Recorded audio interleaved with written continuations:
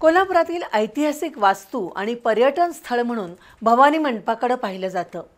मात्र या ठिकाणी खाद्यपदार्थांच्या गाड्यांजवळ पोलिसांनी जप्त केलेली कार ठेवली असून त्या ठिकाणी गेल्या वर्षभरापासून मोठ्या प्रमाणात कचरा साचलाय। अनेक वेळा तक्रारी करूनही महापालिकेने या कचऱ्याचा उठाव केलेला नाही, त्यामुळे खाद्यपदार्थ व्यावसायिकांना दुर्गंधीचा सामना करावा लागतोय। नवरात्र उत्सव 4 दिवसांवर येऊन ठेपलाय। या ठिकाणी लाखो भाविक दररोज दर्शनासाठी येतात, त्यामुळे या कचऱ्याचा उठाव करावा अशी मागणी होतीये।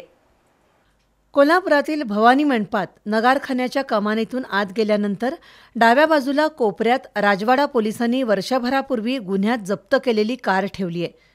या कारलगत गेल्या वर्षभरापासून मोठ्या प्रमाणात कचरा साचून राहिलाय। या कचऱ्याचा उठाव महानगरपालिकेनं केलेला नाही। भवानी मंडप हा ऐतिहासिक ठेवा आहे। या ठिकाणी पर्यटक आणि श्री अंबाबाईच्या दर्शनासाठी दररोज हजारो भाविक येत असतात। नवरात्र उत्सव काळात तर दररोज लाखापेक्षा अधिक भाविक भवानी मंडपातूनच अंबाबाई दर्शनाला जात असतात। मात्र या भाविकांना पहिल्यांदा कचऱ्याचं दर्शन घ्यावं लागते। भवानी मंडप परिसरातील पूर्वेकडच्या बाजूला खाद्यपदार्थांच्या अनेक गाड्या आहेत।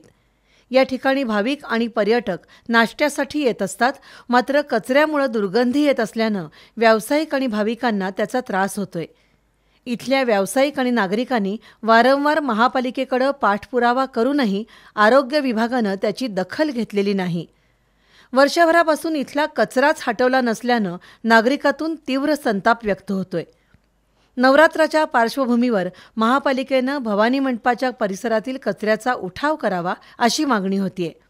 नागरिक आणि व्यावसायिकांनी भवानी मंडपच्या परिसरात कचरा साचणार नाही याचीही दक्षता घेणं गरजेचं आहे।